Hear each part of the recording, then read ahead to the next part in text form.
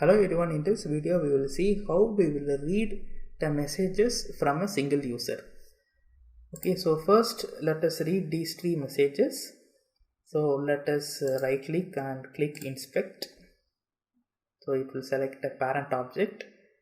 So we need to do once again.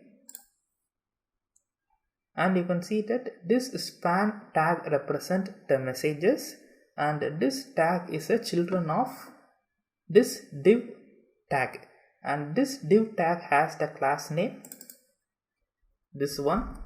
Okay, so let us first read the contents of all the tags which are having class as this value. So this is done by giving messages equal to driver dot find underscore, we have to use elements because we are going to read all the tags. So it is by class name and the class is this one. Okay, so let us start a for loop for I in messages. We are going to print the value of I dot text. So I dot text will print what is the text content present in that message.